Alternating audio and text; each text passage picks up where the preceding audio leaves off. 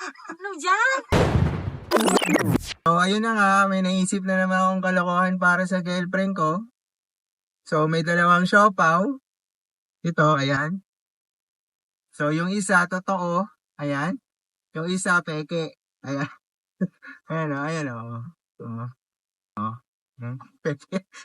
So, ang mangyayari, itong peking siopaw, ipapakain natin sa kanya mamaya. So, tignan natin kung ano yung magiging reaction niya. Samahan niyo ako. So, ngayon po, mag-ASMR kami. So, gagawin na. Ayan na. Ano dyan?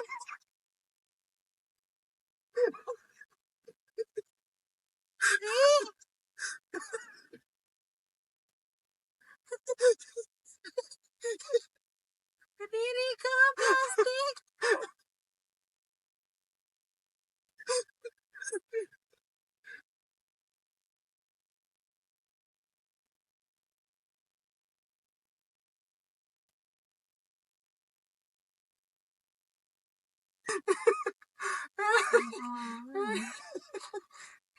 Ito na kay ganyan mo na. Ayoko.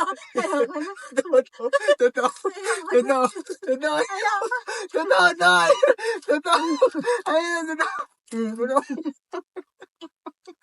Kadiring lasang goma. May ganyan na pala sa sabi ni Lala. Kadiri ka na.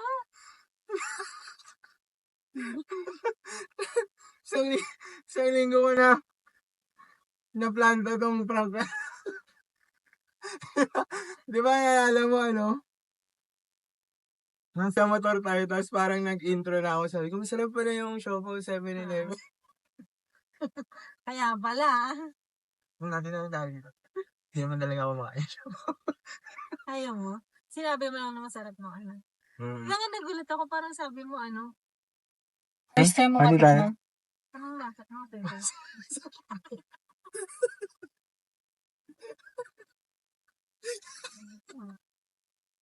Asado. Lagyan natin sauce. Ito. Pero hindi ka talaga kumakain ng siopaw. Hindi. Yun ako lang sabi ko. Paano kasi kailangan kumain.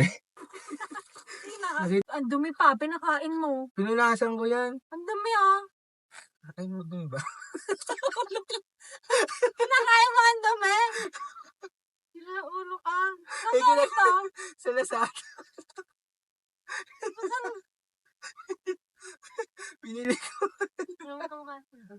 Kaya magawa. Ano ka? Okay ba?